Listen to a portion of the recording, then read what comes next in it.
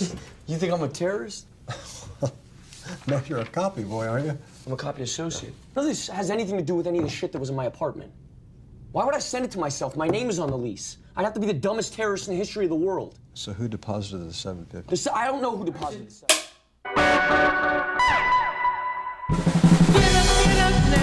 What's going on, Alamo City Movie Talk fans? I'm Ryan D, aka Ryan680. Ladies and gentlemen, one of my good friends. What's going on, Lex? How you doing today, man? I'm doing great, man. Thanks for having me here. Super excited to be part of this like different kind of reviews and stuff. Life is good, man. Life is good. Awesome. We're social distancing. We're literally like a different side of town in San Antonio. We're more than 6 feet apart. Yeah. We're set. Yeah. All right, guys. So this is actually a playlist I've actually been wanting to do for the longest time, and I haven't really decided on. It's funny because I've been contemplating nonstop, just like which is the right movie, which is the right film to really do this. And I'm launching. This is Alamo Archives, the very first episode. Thanks again, Lex, for being part of it. For Alamo Archives and everything. So going back when we actually did for the Shia LaBeouf the trailer reaction way back when. 2 weeks ago, I want to say.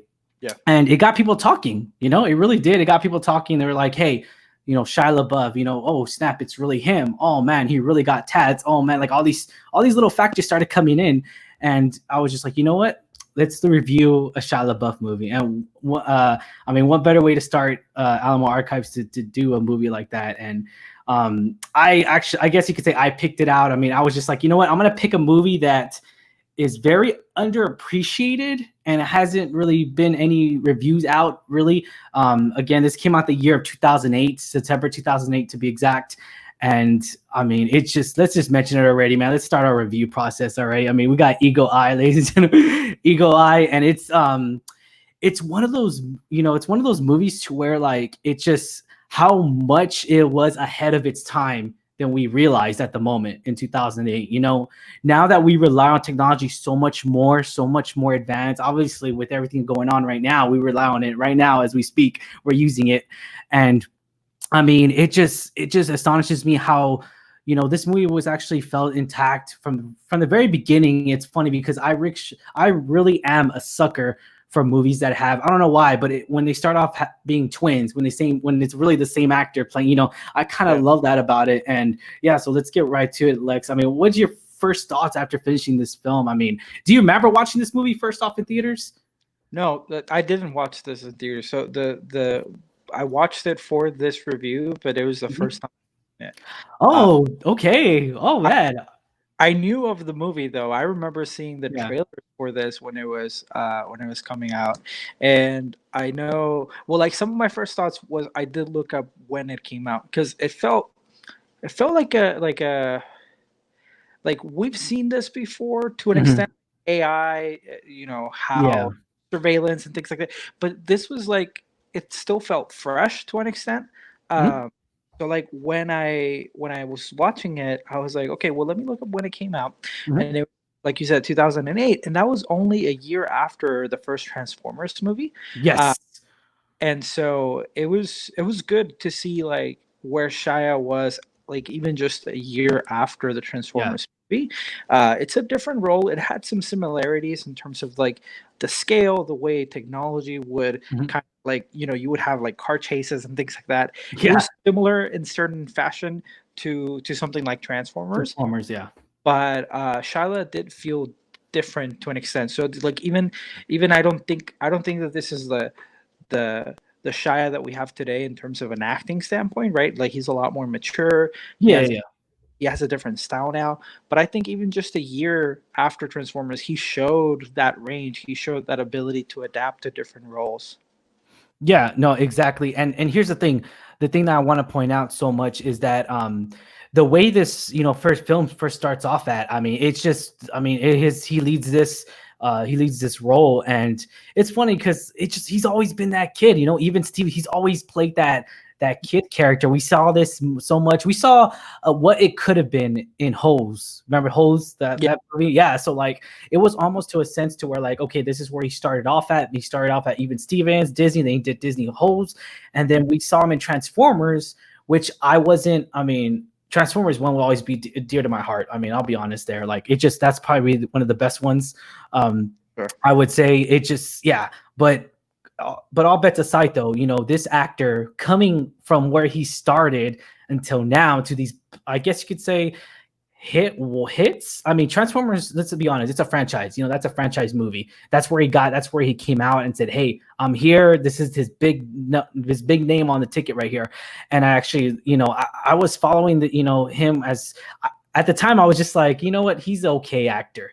He's okay. But then later when he started doing films more artsy, more, you know, Peanut Butter Factory, Honey Boy, which is another great one.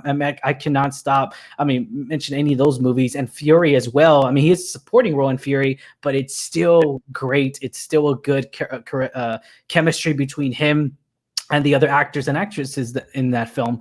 And yeah, I was really astonished to see where now watching it now. So when I watched it back then, Eagle Eye, it was like, like Shia, okay, you did okay. It was, the story was actually not too bad. I just felt like there was a little bit rushed and a little bit of storytelling they could have gone more deep into, but they didn't. They didn't excel at that because I wanted to excel more of the, you know, of the prototype, of, you know, more of the technology side of it, government side of it, because they hacked everything. They were hacking all of our phones. Not like they're listening to us right now, even though we see ads now on Facebook. Anything, we could be talking about pillows right now, and the next 5 minutes we'll see a pillow ad, you know? Yeah. Yeah, it's just but it's funny how that works out back then, and now it works out still to this day because we rely so much on technology. But yeah, let's go to the cast real quick, man. I mean, what do you think? We got Anthony Mackie's in here, and we know him now, you know, as Falcon now. Billy Bob Thornton, what do you think of him as an agent? I liked him, dude. I liked him. Yeah. He's always had a charisma to him. He can play an asshole. He can play Yeah. he can play a calm dude. But out of all the characters, I think Billy Bob Thornton's character, the FBI agent, had pretty good character development. Not so much as far as like a background. Like, we don't know where it comes from, but he came full circle as to, you know, helping the lead towards the later part of the movie, or like understanding like, okay, well, like, you know, he could have attacked me, but he didn't. Like, what's going on there? He was a smart character, and it's not those like assholes for the sake of being assholes. It's part of their job, Exactly. right? So, yeah, exactly. I like his character a lot. The cast itself is really solid. Like you said, there were some people, this is back in 2008, so there are some people here that are really big now that weren't that big then. Yeah. We saw go ahead. But it's a well-rounded cast. Yeah, I couldn't agree more. I mean, it's one of those films to where, like, you know, it's a good intro to start out. You know, when and here's the thing. The funny thing is, when I looked it up on Rotten Tomatoes right now, currently, ladies and gentlemen, audience love this movie way more. It was totally split. Audience loved this movie way more than critics did, and I don't blame them, because we always have these movies that are just like, audience loves them, but the critics, they bag on this. And let's be honest here, no movie's perfect, but I would say, like, again, it was a storytelling. It was just, I felt like they could have gone more deep into it. They could have gone more serious, but they didn't. It did leave me somewhat on the edge of my seat sometimes, not all the time. But then again, I mean, if it puts me at the edge of my seat any time in the movie, I was excited. I'm excited. It's going to get me going. It's going to get my blood rushing, and I'm going to be like, yeah, let's go. Like, come on, make it. You can do it. And yeah, and you know, if a movie gets me to where, like, no, don't do it, like, that's when, you know, you start, you know, caring about this film and everything. So, yeah, so I'll say that, you know, adding this to his resume, I mean, it was a good start for him after Transformers, and then adding this, and then on and so forth to the movies that he's done now. Like I said, it has potential to be great. This movie really does. The only thing I hate about this movie is the ending. I hate the ending. The ending is terrible. It's like we just got cut off. It's just like a 2-year-old cut it. Like, oh yeah, hey, we're done. That's it. Like, I don't know. It felt abrupt for sure. I actually feel like the whole last 20-ish minutes of the movie were rushed. Like the rest, like I was missing something. I feel like something was edited out. You know what I mean? Like, it just, I don't know. I felt like I was missing part of the story in there. The resolution was very abrupt. Not a lot of it was just like, boom, that's it. That's over. Yeah, exactly. But I think the problem with, or like the reason a lot of people might have felt that way is because the whole movie is a chase, and throughout that chase, there's so much damage that happens. Yeah. Much collateral damage, so many people dead or compromised, and you kind of want to see, like, I would have been interested to see from a government standpoint, like, how do they deal with explaining that, or how do they Real quick. yeah, how do they prevent it? And it just goes from one single news thing saying like everything's good and dandy, Yeah. and that's it. And I think that's the problem when you have so It much. excelled. Yeah, when your movie, when the story takes place at a massive scale, but then your ending is a low scale thing, Yeah. it doesn't add up. So I think that was a problem for a lot of people. Yeah, same here. You know, what did you feel like besides the points we already mentioned? Is there anything you felt like this movie needed? I mean, besides, I wanted more story out of that, out of the, you know, the whole technology, the top secret mission. I wanted more story. Why did they develop this weapon? What was their intentions from the get-go? And I loved it too because it kind of, okay, in the very beginning, it gave us this story of this terrorist, right? So it's attacking this terrorist, and that was it. I was all like, okay, it kind of like, oh, they briefly mentioned it in a sentence or two. And I was just like, really? You're going to show us all that footage? It's just like a side story. Like it shifted crazy. Yeah. I would have rather have seen that military tactics come into play in here and to actually see it and come to life than when it comes down to like story art. Like I want to see that story. I want to see what they did after. What I agree, because once again, I hadn't seen this movie before. Yeah. So for a big part of the movie, I knew from the get-go, and there was context clues in there as far as like they got the wrong guy, right? Like that bombing that happened at first, they rushed it, they weren't sure that was the guy, but they bombed it, and that starts wars. So for a big part of the movie, I thought that the artificial intelligence, the surveillance system, had been infiltrated by other military forces. Yeah. And in retaliation to that. And that would have been an interesting concept because it ties it together, and at the same time it proves that other people are technologically advanced enough to infiltrate things like that. So that's kind of where I thought it was going. But I mean, I did like also that the thing took a mind of its own, and it felt like it was what's best for the nation. That was an concept, but it was still kind of just shoehorned in there. Didn't expand a lot. I mean, it did, like the first attack, what happened was the motive for the intelligence to then think like, hey, we're too dangerous to ourselves. Exactly. But the fact that it's only written in one line and not expanded upon, it doesn't have the same like feeling. Whereas I feel like if it had been the another country in retaliation to what the first beginning scene, you felt it because you felt that tension that they opened you with.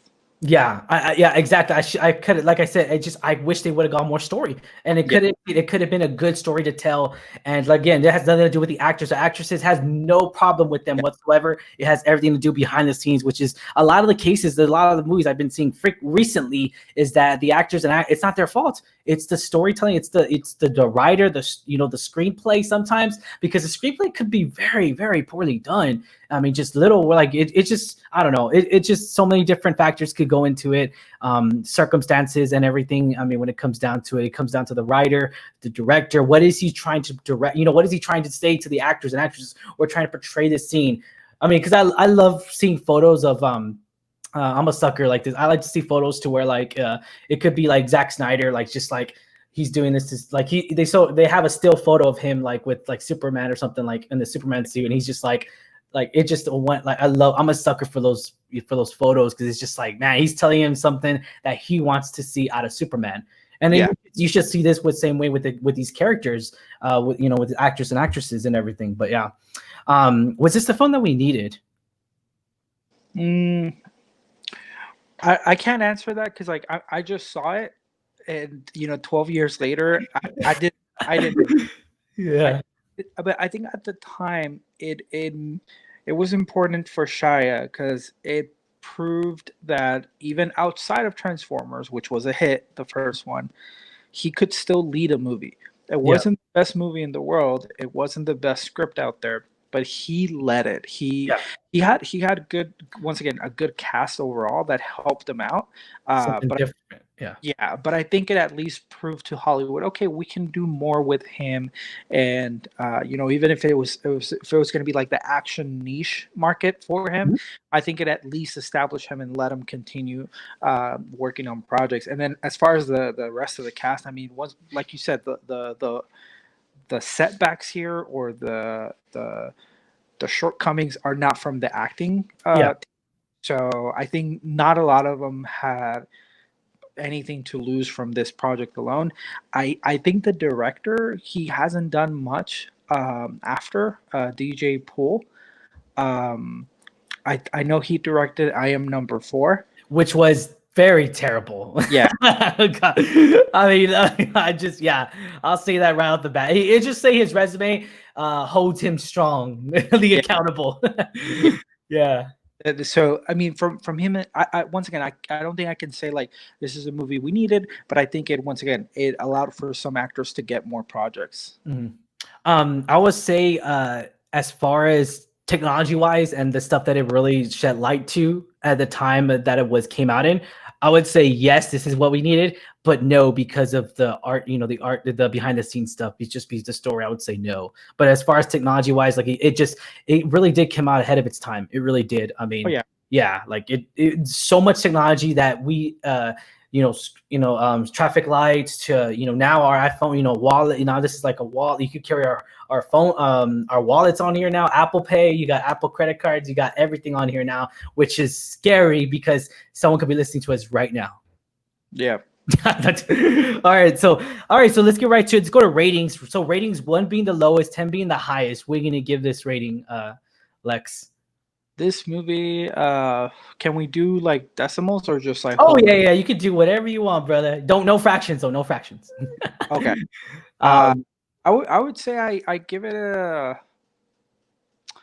I was gonna say 6.5, but no, I'll give it a 7. It was entertaining, for what it was. Once again, it kept me wanting to watch the movie. There was never a time where I was like, you know what, I'm done. But yeah, it was a fresh concept, yet it still felt generic just because I've seen so much since then. Perhaps watching it for the first time, I made it feel different. But at the same time, I think seeing where Shia is at now also makes rank this movie higher because how he is, because how the story ends, how his life goes. I did not see this movie in theaters, but I did rent it. I want to say Blockbuster, maybe. I don't know. Maybe it was still around that time. I don't remember. It's a hard. I remember watching it at home. Let's just say that it might have even been on FX. So it's been, what I mean, when FX used to come out with their movies. What do you call it? Whenever you didn't have HBO or like Cinemax and all that, so just wait till FX would always get those movies. But so I'm gonna have to stick this to a 5.5. I'm gonna go 5.5 just because it did keep me at the edge of the seat, not throughout the whole movie, but it did keep me at the edge of the seat. I'll say that. Again, rushed to the end. I felt like it was so rushed. It was a very crammed up the last 20-30 minutes. I'll agree with you. So do you recommend this movie, Lex? As far as like Shia LaBeouf fans, do you recommend it to them? Or I mean, obviously you have to have seen this movie, but if they haven't, if they missed it, would you recommend this movie for them to watch? I would, if they know to expect a young Shia. If they can expect the Shia a year away from Transformers the first movie, then I can recommend it, because I think those fans that like the first Transformers can somewhat translate if they're okay with a smaller scale movie. I think they can translate well. I think it's a movie, it's not like a must watch, but it's a movie that I had a lot of fun with still. Yeah, same here, man. Yeah, I definitely recommend this movie, guys. Alamo City Movie Talk does recommend this movie. Be sure to check it out. It's available right now on HBO Max is where we saw it at. But yeah, guys, if you haven't already, give us a thumbs up. You like a review, guys. And Lex, any final words, final thoughts, man, you want to say to the people out there? No, as always, guys, if you guys are interested in hearing a little bit more of me and my co-host Josh, we do have the podcast Not in Theaters. solid catalog, and we're hoping to get back to recording soon. It's just the crazy world we live in.